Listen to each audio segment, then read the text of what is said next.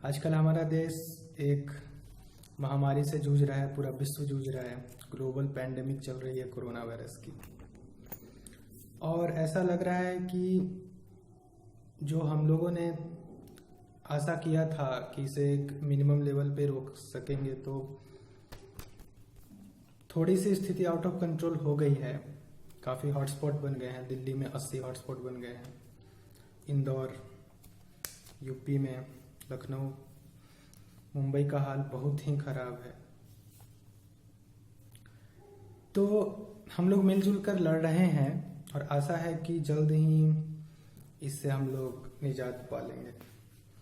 पर ऐसे में कुछ पॉजिटिव थिंग्स भी है जिस पे मैंने रिसर्च किया और मैं आज आप लोगों से शेयर करना चाह रहा हूँ। ऐसा है कि ये कोरोना वायरस को सब लोग जानता है, पूरा विश्व जानता है कि ये कहीं ना कहीं चाइना वायरस ही है। चाइना के द्वारा दिया गया एक प्यारा सा खतरनाक गिफ्ट है। चाइना कभी अच्छा गिफ्ट देता नहीं है। यही एक ऐसा माल, चाइनीज माल चलता नहीं है, पर ये चाइनीज वायरस बहुत चल रहा है। तो खतरनाक चीजें वो ऐसा देता है। तो इस पे मैंने सर्च करा कि इंडिया के लिए इसमें क्या होप है, क्या कोई अपॉर्चुनिटी है क्या। इट्स नॉट लाइक कि महामारी में क्या अपॉर्चुनिटी देखना, पर हमारा जो बिजनेस है उसको इससे काफी हद तक एक न्यू वर्ल्ड ऑफ अपॉर्चुनिटी का मौका दिख रहा है। कैसे? आपने हाल ही में न्यूज सुना होगा, हम सब ने सुना है कि हाइड्रोक्सोक्लोरोक्विन ये गेम चेंजर की तरह साबित हुआ है इंडिया के इमेज को ठीक करने के लिए। हाउ? काफी देशों ने एक्सपेक्ट भी नहीं करा था, पर इंडिया ने सबको एक्सपोर्ट कर दिया। उससे एक छवि बनी है कि ह्यूमैनिटेरियन कंट्री है। और ये वायरस के कारण काफी देश चाइना से गुस्सा है। अब चाइना का जो पावर रहा है वो है एकमात्र बिजनेस और कुछ नहीं। वो अपने यहाँ प्रोडक्ट्स बनाता है और बाकी देशों में वो प्रोडक्ट्स बनेगा तो महंगा बनेगा। अपने यहाँ के रिसोर्सेस को यूज करके वो सस्ता बना देता है और वहां जाकर के बेचता है। उसके कारण एक्सपोर्ट उसकी काफी ज्यादा है, जिससे उसका जीडीपी बढ़ा है एंड ऑल द डेवलपमेंट्स। अब हमारे लिए पॉजिटिव चीज ये है कि हम इस चीज का फायदा उठा सकते हैं। अभी चाइना बहुत ही, आप कहो कि नेगेटिव इमेज उसका बना हुआ है। फॉर एग्जाम्पल, ऑस्ट्रेलिया जब उससे वो PP kit and all that mask वो सब मांगने लगा, तो उसने कहा कि मेरी एक 5G चलाने वाली कंपनी है, उसको अलाउ कर दो, फिर भेजते हैं। पाकिस्तान को जब उसने मास्क दिया तो अंडरवियर से बना हुआ मास्क भेज दिया। बताइए। स्पेन को जो उसने पीपी किट और टेस्टिंग किट भेजा है वो फॉल्टी है, जिसके कारण वहां पे ये पेंडेमिक बढ़ने में काफी खतरा हो गया। यूएस और चाइना का इकोनॉमिक वारफेयर, बिजनेस वारफेयर तो जब से ट्रम्प आए हैं तब से चल रहा है।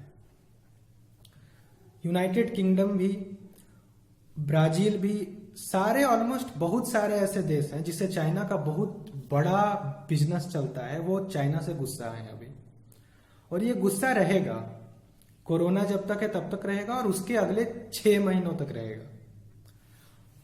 हमारा काम है कि हम चाइना को रिप्लेस करें, और हम कर सकते हैं। We have that ability. क्यों? क्योंकि हमारा जियोग्राफिकल लोकेशन भी क्या चाइना के जैसा नहीं है। एशिया में हम वहीं पर तो हैं जहां चाइना है। तो जो जहाज या जो एरोप्लेन, जो कार्गो शिप चाइना जाता है, बस थोड़ा सा टर्न लेगा, इंडिया चला आएगा। आप मैन्युफैक्चर करके तो रखो। यानी कि जियोग्राफिकल लोकेशन उसके अनुसार सही है। फिर रिसोर्सेज की बात करें तो चीप लेबर वहां मिलेगा, बिकॉज जनसंख्या ज्यादा है। सेम यहां भी आपको चीप लेबर मिल जाएगा। जो काम करने के लिए अमेरिका और डेवलप्ड कंट्रीज में 10 लाख पर मंथ कोई लेगा, हमारे बिहार और यूपी में और इंडिया में वो काम आपको 25,000 रुपए में लोग कर देगा। 10 लाख रुपए का काम 25,000 में कर देगा। और यही की फैक्टर है जो कि आपको अभी काफी ज्यादा जीडीपी को बढ़ाने में और बिजनेस पे अपना प्रभाव बनाने में मदद करेगा। तो एक डाटा मैंने तैयार किया है कि इंडिया 7500 आर्टिकल को 190 देश में भेजता है, 330 बिलियन डॉलर का एक्सपोर्ट है, भेजता है। 6000 आर्टिकल को 140 देशों से मंगाता है, 515 बिलियन डॉलर। 330 एक्सपोर्ट करते हैं, 515 बिलियन डॉलर इंपोर्ट करते हैं। लॉस है 180 बिलियन डॉलर का। चाइना से 17 बिलियन डॉलर का एक्सपोर्ट है हमारा, 75 बिलियन डॉलर इंपोर्ट है, यानी लॉस है 60 बिलियन डॉलर का। ये लॉस यानी कि उनको हम कम भेज रहे हैं और मंगा ज्यादा रहे हैं, तो जो बेचेगा फायदा तो उसी को होता है ना। अब कुछ लोग कहते हैं कि हाँ जी हम चाइनीज प्रोडक्ट्स को लेना बंद कर देंगे, चाइना बर्बाद हो जाएगा। नहीं, वो जो कंपनी है उसको कुछ असर पड़ सकता है, बट होल नेशन चाइना को कुछ असर नहीं पड़ेगा। क्यों, मैं बताता हूं। आपका टोटल एक्सपोर्ट है 330 बिलियन डॉलर का और चाइना का टोटल एक्सपोर्ट है 2500 बिलियन डॉलर का।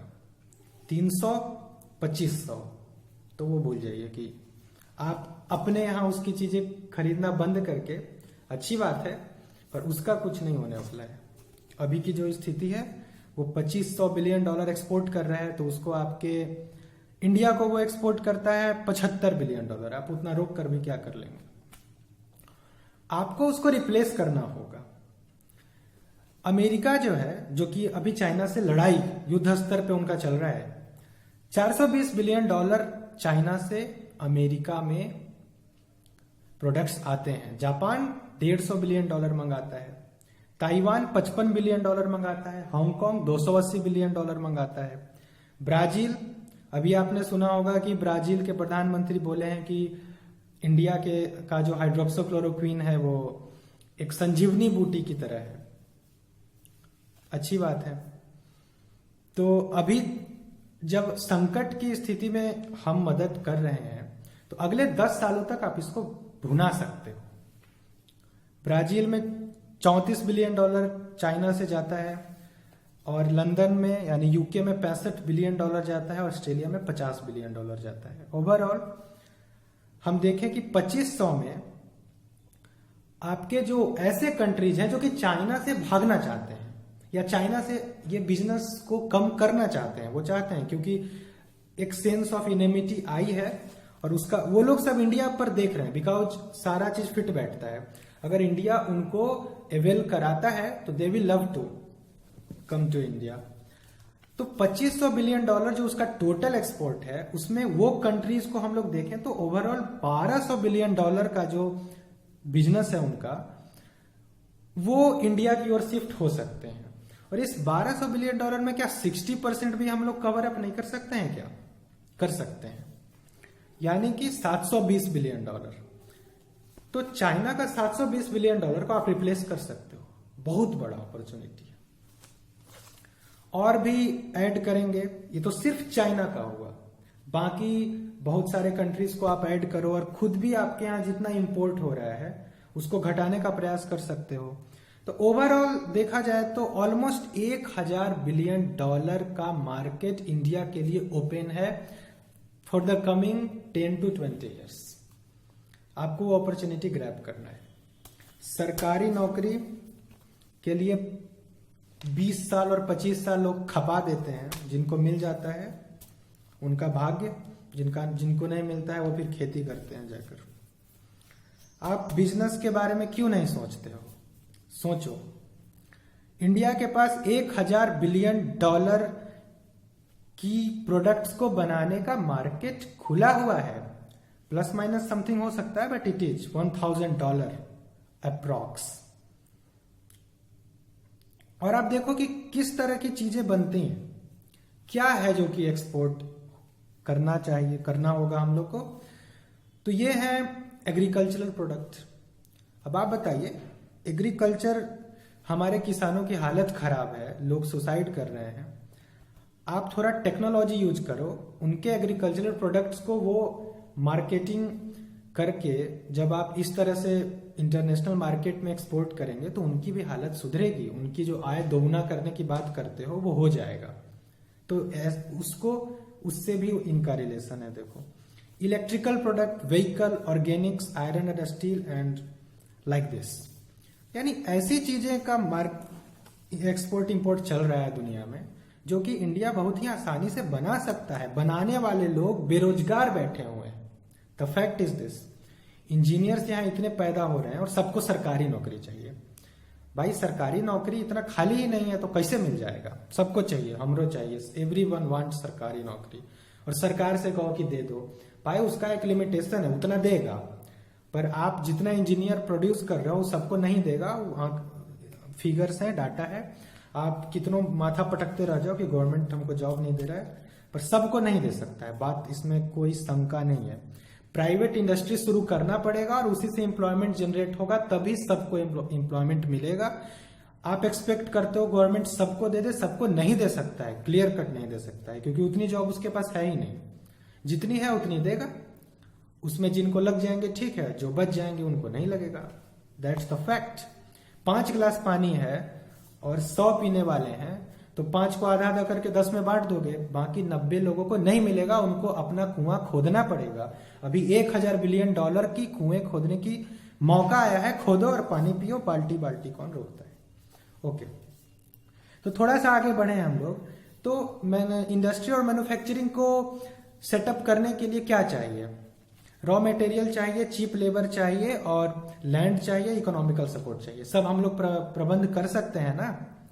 और बताते हैं क्यों ऐसा, मतलब मुझे क्यों इतना आशा है कि $1000 बिलियन के मार्केट को हम लोग कवर कर सकते हैं, वहां पे पहुंच सकते हैं। वाई? इसलिए क्योंकि भारत के बहुत कम जगहों में डेवलपमेंट है और वहां पे प्रोडक्शन हो रहा है, ज्यादातर जगहों पे नहीं हो रहा है। यानी आप वहां कर सकते हो प्रोडक्शन, दैट्स इट। समझ रहे हैं? अगर खेत में धान उपज रहा है तब तो उपज रहा है, पर कहीं की खेत में नहीं उपज रहा है तो आप वहां पे जाके कुछ भी पैदा कर सकते हो ना। और खेत ही नहीं है तो अलग बात होगी। तो इससे संबंधित आपको एक चीज बताते हैं कि भारत जितनी भी एक्सपोर्ट करता है, जो भी है थोड़ा सा, $330 बिलियन, उसमें 40% एक्सपोर्ट मात्र 1% कंपनी करती है। और जो 5 स्टेट हैं इंडिया के, महाराष्ट्र, गुजरात, तेलंगाना, तमिलनाडु और कर्नाटक, ठीक है, यूपी बिहार वालों सुन लो, आपका नाम भी नहीं है। महाराष्ट्र, गुजरात, तेलंगाना, तमिलनाडु और कर्नाटक, ये 5 स्टेट टोटल 70% फैक्ट्रीज को रखे हुए हैं। 60 से 70% फैक्ट्री इनके ही यहाँ पे है। और टोटल ग्लोबल एक्सपोर्ट का 70% यहीं से होता है। बाकी लोग क्या कर रहे हैं भाई? फैक्ट्री बनाने के लिए क्या कोई मुंबई होना जरूरी है क्या? फैक्ट्री होने के लिए कर्नाटक क्या है, नाम जरूरी है? कि इसके लिए जो मैंने बताया, land, labour, economical support, raw material, ये जरूरी है। रॉ मटेरियल आपको एग्रीकल्चर से मिल जाएगा।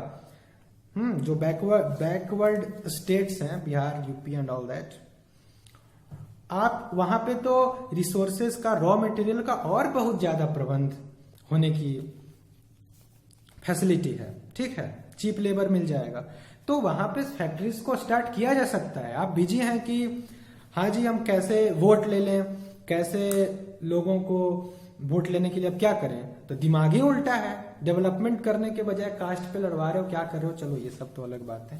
पर आप एक चीज देखो कि 70% फैक्ट्री 5 स्टेट में क्यों है और बिहार में मात्र 1.5% फैक्ट्री है। वो भी हमको लगता है कि हमको तो दिखता नहीं है, सब बंदे होगा, पर 1.5 है अगर, तो इसको टोटल का 10% कर सकते हैं।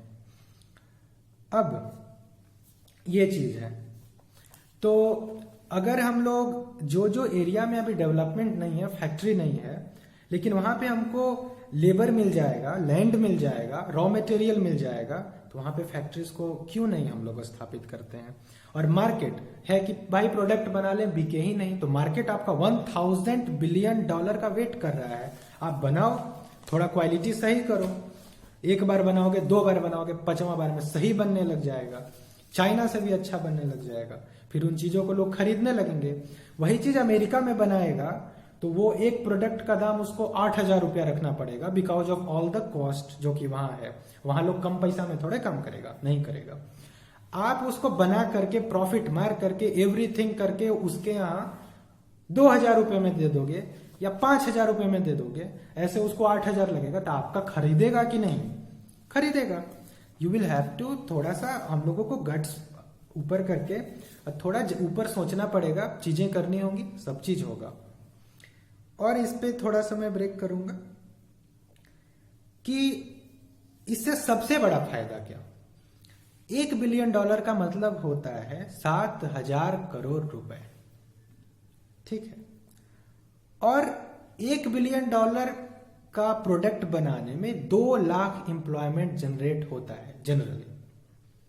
तो अगर आप 1,000 बिलियन डॉलर के का प्रोडक्ट्स बनाते हैं तो 20 करोड़ जॉब प्रोड्यूस होंगे।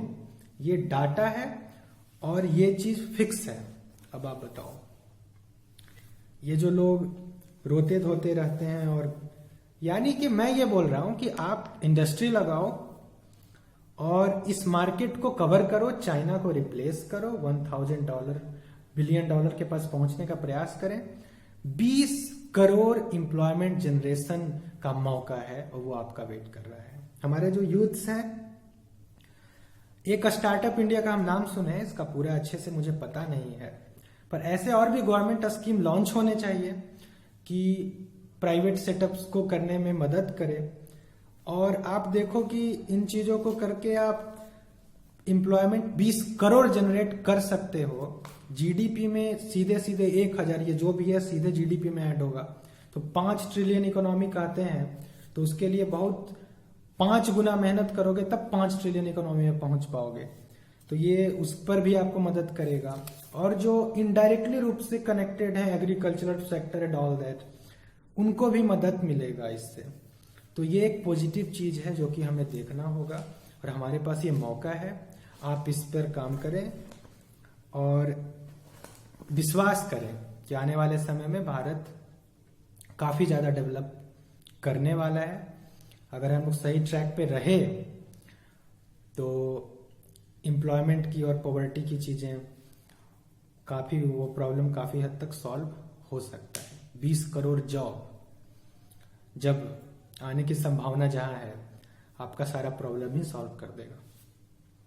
Over and out. So be positive, be safe, stay in home. 1 महीना में खत्म हो जाएगा कोरोना वगैरह, टेंशन नहीं है। भगवान जी परीक्षा ले रहे हैं लोगों की, परीक्षा में पास होना है। 1 महीने में सब ठीक हो जाएगा, 1 से 1.5 महीने में। तब तक घर में एंजॉय कर लो। इतना एंजॉय घर में करो, रह करके इतना आराम करो कि आराम कर करके थक जाओ। और जब आराम करके थक जाओ तो फिर आराम से आराम करना, थोड़े आराम करने के बाद। तो बाद में जब काम करने का मौका आएगा तो इतना काम करना कि अभी का मेकअप कर देना आप लोग। तो इसलिए 1.5 महीना 1 महीना बाद तो आने ही वाला है जब सारे पेंडिंग काम करने होंगे, तो काम बहुत इतना बड़ा बन के आने वाला है।